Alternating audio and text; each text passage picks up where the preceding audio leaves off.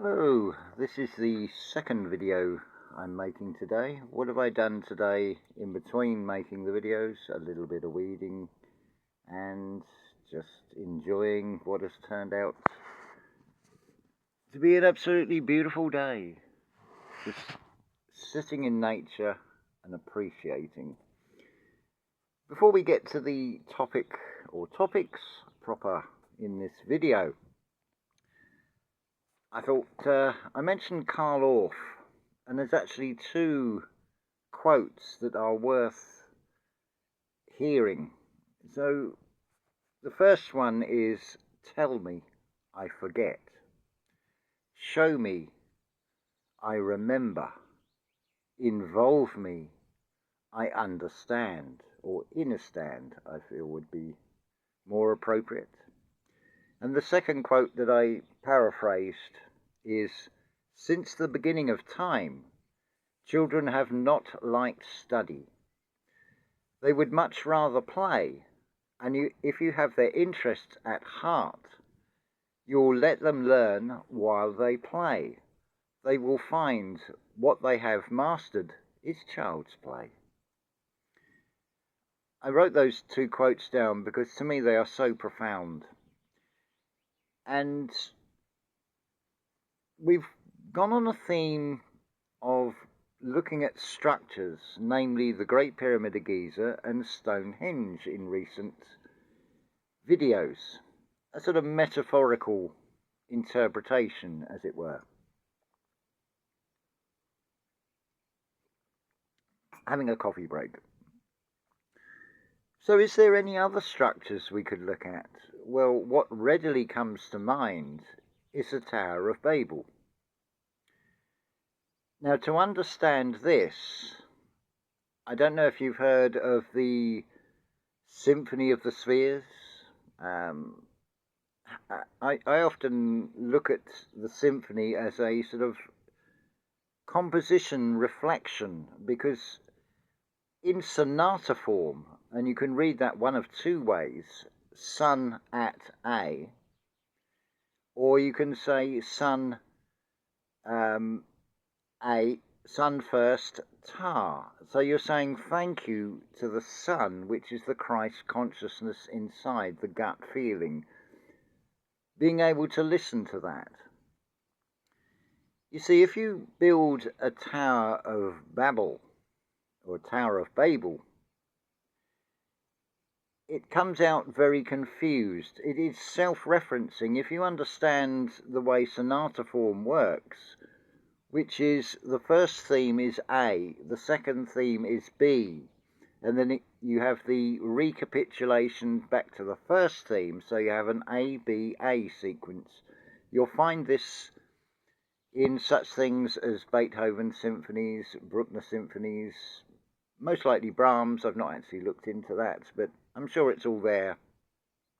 It follows a pattern of A-B-A.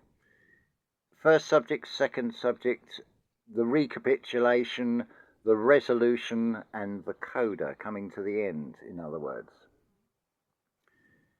So the Tower of Babel is an architectural representation once again, but what can we see in this?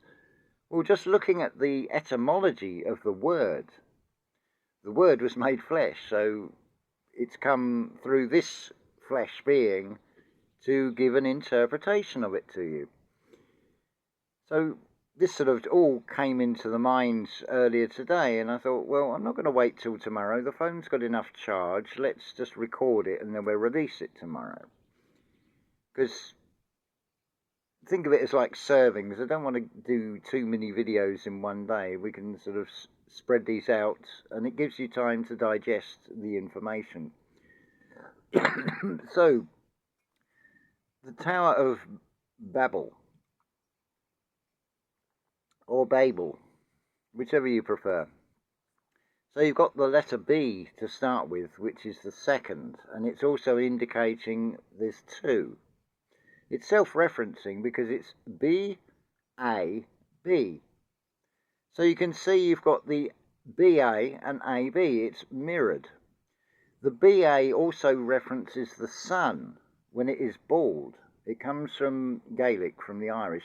Hence you have deities with the names like Baal. It's the bald sun before it gets its rays.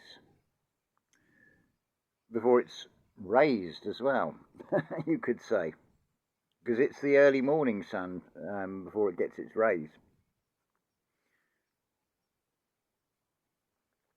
E obviously is energy, and L, well, that's the lower calf and the foot, represented as the L. So you could say human energy on two legs, two L's, there's hell. It's the negative perception of this reality. But you can also see in that you have babe, L, so referencing child of God. This is as much a trauma centre as it is a träume centre, depending on whether you want to stay in that victim state. But the whole conception of a trauma centre is one for healing. To move to the träume, to the dream. Life is but a dream. So it's a sort of nursery, so that's where you would put a babe, in a nursery. It follows the pattern of gardening. See, we don't want to create a Tower of Babel, because we want things to come together, to come to a central point, like the Great Pyramid of Giza. Interesting, it's still missing its capstone, but that's all to do with the play-out in this reality. So hopefully that has given you at least a conceptual sort of metaphor of what the Tower of Babel really is, because it seems, to my mind at least, why is it in English you have trauma and such a closely related word as träume means dreams? It has a completely different meaning. It's like, where did all these languages suddenly spring up? I know, of course, it can be said that English has elements of French and the sort of Mediterranean languages, Spanish, Portuguese, Italian.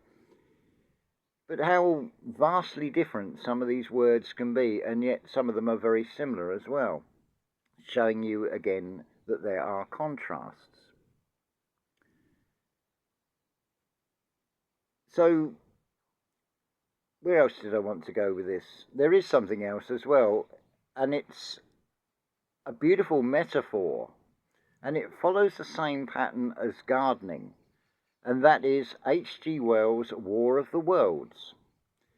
Because it's the internal conflict. That is where the War of the Worlds is going on, between your lower self and your higher self.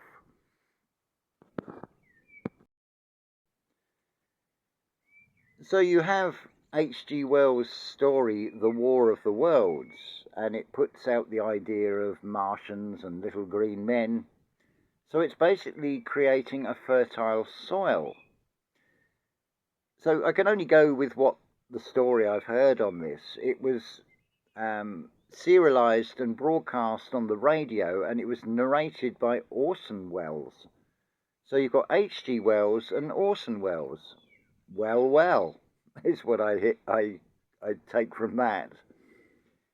But when it comes to the narration of that story,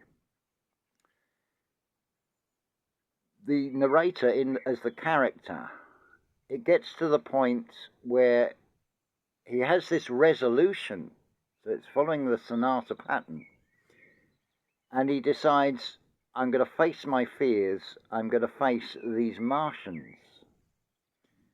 And of course, there was absolutely nothing to worry about. To sort of paraphrase what it says in the story, our microscopic allies had come to our rescue. The, the little germs and things that are unseen had destroyed these Martians. So it's a metaphor for overcoming those giant obstacles by confronting them. So what you're doing, you're confronting the monsters that are created inside.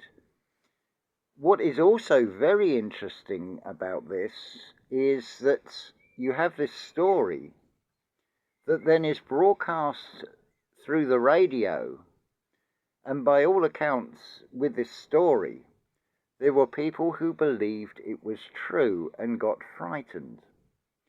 Now, of course, such things don't happen today, do they? Through the radio, through television, or through all forms of media. Can't see that that goes on, can you? But it comes down to perception, as how you see things, and recognizing that everything external is a reflection for you to see something in. Maybe I just have more of a talent that I can, in the mind, I can see a word and I can flip it and see its mirror. So that's why I can see the BAB, which also suggests being and then A and B, but also recognizing there is the BA.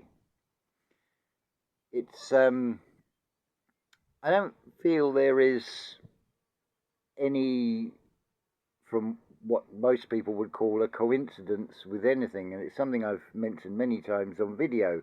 The definition of coincidence is to see something and or the interaction of things, and there seems to be no apparent connection. I know from some of you that I talk to directly that the unfolding of events, you are seeing that benevolent hidden hand at work. You see the divine timing, you see the synchronicities.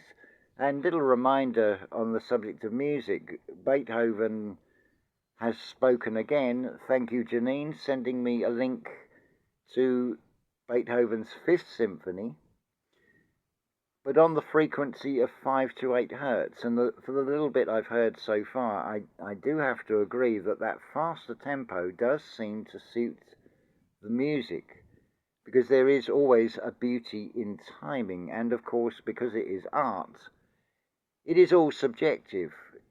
There is no right or wrong to it, but it's how you feel as the receiver of the information, how you process that information, how you weigh things up inside. So I'd like it, if there comes to the point where you can see the trauma, you can heal from the trauma, and you can now see the Träume. Just to go back over the last video again, because it really does open up into a magical experience. And I like it even as a concept, that what goes on in here stays in here. To me, it feels right, it makes sense that from our higher self perspective, we are running a diagnostic program. We're seeing what's the things we would call negative, the things we would call evil. The ability to label things is contained in this diagnostic zone. But how beautiful the way things just come. I'm going to end on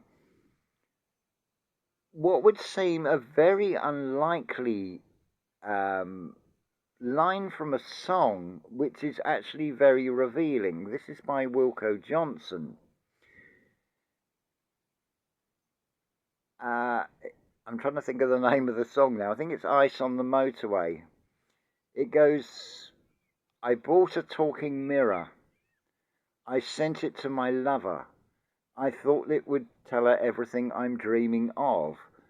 But I don't know what the mirror said, but now she sits there every day just staring at the only one she loves.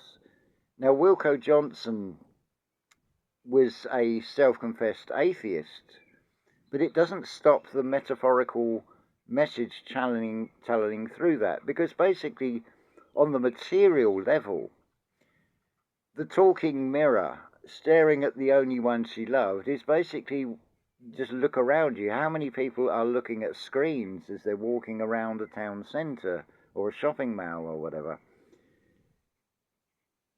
going back to the H.G. Wells, I mean, there's lots of stories of events, shall we say, that happen in shopping malls, and you have the eyewitnesses who say, well, I'm fearful to go into that shopping centre.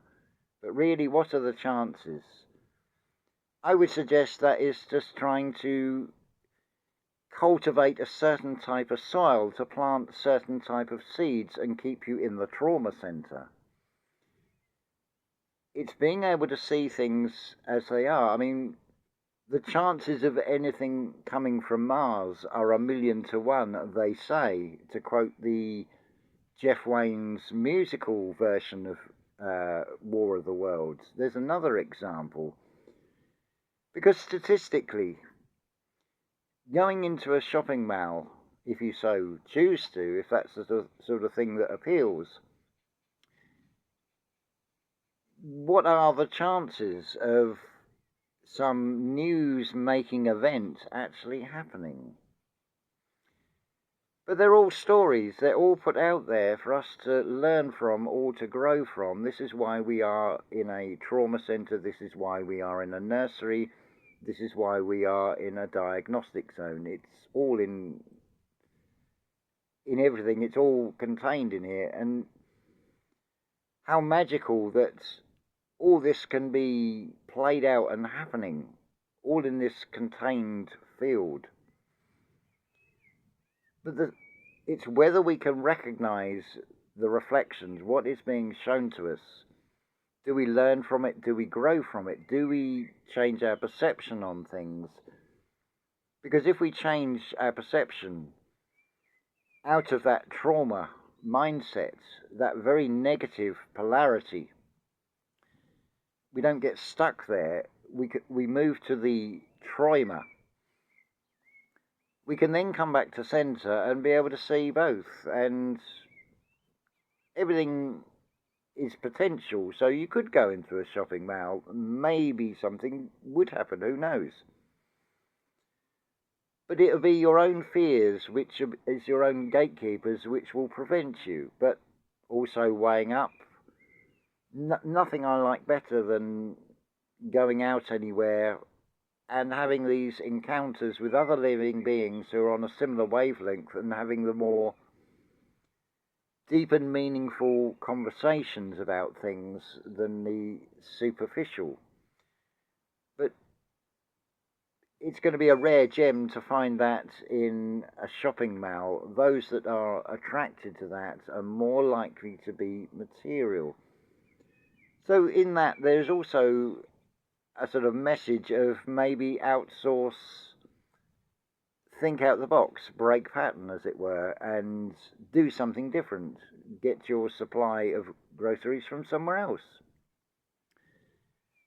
There's all manner of things you can choose from in this reality. You can do basically what you want. And I really do hope that you can see it's not all negative. If you can see it all in balance, that is even better, because you can appreciate the good. You can see the negative, and it doesn't affect you in the same way. You're no longer in the trauma, and now you are living the Träume through it all. Excuse me. So I hope that has inspired you, has given you something else to sort of ponder and weigh up. But it's just by seeing the words, seeing the letters, seeing the sequence of them and what comes out of that. It's just not even thinking, it's just allowing it to come and just going with that flow, and then it ends up as a video because it's something worth sharing, I feel. Because the feeling I have inside me, I would love you all to feel that same way. I'm going to give you a real personal part to this now. I've sort of alluded to it. See, I don't have any ID because I know it's fraud. With that comes potential challenges, shall we say. But do I live this experience in fear of that? Or do I play the part of, as in War of the Worlds, and face those Martians, knowing that my fears were unsubstantial? I think that's a word. They weren't validated, they were shown to be false, because they were conscious thoughts of, if I go out there and face this great big towering thing in front of me, what's the outcome going to be? But overcoming that fear, you then see that there was nothing to fear at all. The other interesting reference in War of the Worlds is, I think the character that is referred to is this sweetheart called Carrie. Well, what are you carrying? I would say from that. To carry something. It's a very interesting thing, because with this sort of realization, it lifts you, but at the same time, there's almost an anticlimactic aspect to it, in that you feel the gravity, you feel the weight of it, as it were. Internally, it's not anything you can physically measure. It is all happening in the feeling. But with that also comes the wow. And that is what I'd really like to share with you, in the hope that you can find that for yourself as well. You can step past those gatekeepers that are all inside you, and able to recognize that everything is an external reflection. There is always something you can glean from it. Going back to that Wilko Johnson song, it's actually called Cairo Blues. I met a girl from Cairo, descended from a pharaoh, gazing at the deserts from the waters of the Nile. Pharaoh kept his secret hid, buried in his pyramid, but she can keep it all behind a smile. Now, it's not an external other being. It's another dialogue. It's the divine feminine inside. Because it does come with a smile, that inner knowing, and I'd like to feel that it radiates out with a smile. I mean, a smile, you know, through the personal experience, if you receive a smile, how that can lift your spirits, and how you can reciprocate, and you can also smile, and you can share that feeling with another. So if we liken ourselves to the Great Pyramid of Giza, the pharaoh, which means tyrant, is that conscious mind. And we keep it buried, that secret inside ourselves, because we haven't unlocked it because of the gatekeepers. But then we can move over to the subconscious side, or bring things back into balance, was perhaps a better way of saying it. So we can see the conscious, the subconscious. We now have a far better dialogue that is going on inside us, that is no longer a Tower of Babel. It is creating a great pyramid of Giza. So as always, I'm going to say unconditional love to you all.